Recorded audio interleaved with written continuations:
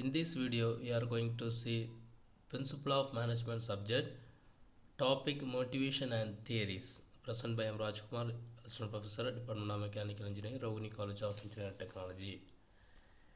What is motivation? Motivation is a Latin word meaning to move. Human motives are internationalized goals within the individual. Motivation may be defined as those forces that cause people to behave in certain ways. Motivation encompasses all those pressure and influence that trigger, channel, and sustain human behavior. Most successful managers have learned to understand the concept of human motivation and are able to use the understanding to achieve the highest standard of subordinate work performance. In early theories of motivation, Maxwell hierarchical of need theory. The best known of theory of motivation is probably Abraham Maxwell hierarchical of need of theory.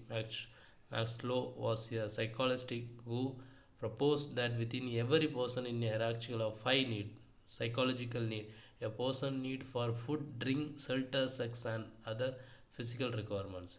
Then safety need, a person need for security and protection from physical and emotional harm, as well as a assurance that physical need will continues to be met. Social need, a person need for affection and belongingness, acceptance, and friendship. An earlier theory of motivation, extreme needs, a person need of internal esteem factors such as self-respect and autonomies and achievements, and external esteem factors such as status, recognition, and attention. Self-excitation needs, a person need for growth, achieving one potential, and self-fulfillment of the able to become. The early theory motivation, Herbrig's two-factor theory. Friedrich Herbrig's two-factor theory, also called as motivation hygiene's theory, proposed that intrinsic factors are related to job satisfaction, while extrinsic factors are associated with job dissatisfactions. Herbig's wanted to know when people felt expectationally good, dissatisfied, or bad, dissatisfied. This the image shows the traditional view, satisfied, dissatisfied, and Herbrich's views and motivators means satisfaction. Not satisfaction means that is a two chance. Hygiene's factors no dissatisfaction is a dissatisfactory. Then three needs theory. David McClellan and his association proposed the three need theory, which says there are three cure not intended need that are major motivated in work. These three need include the need for achievement, which is the drive to succeed and excel in later to set the standard. The need for power, which is the need to make other behavior in a way that they would not have behaved otherwise, and the need for affiliations, which is the desire for friendly and close interpersonal relationships.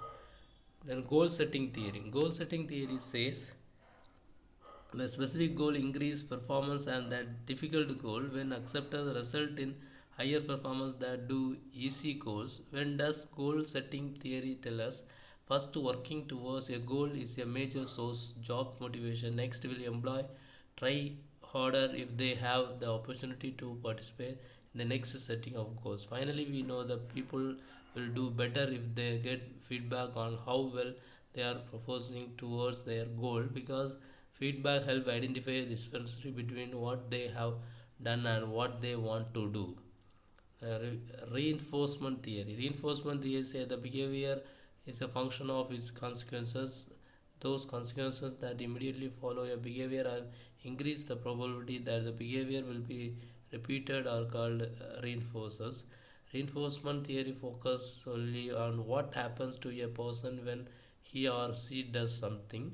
Using reinforcement theory, manager can influence the employee behavior by using positive reinforcement for action, help the organization achieve its goal, and manager should ignore, not punish, undesirable behavior. Although reinforcement is an important influence on work behavior, it is not the only explanation for difference in employee motivation.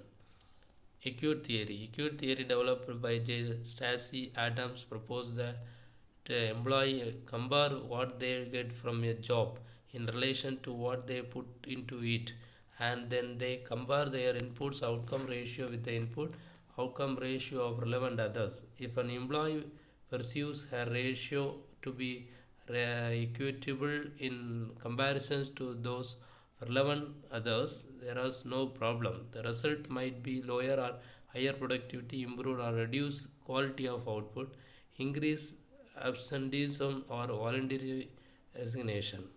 Thank you.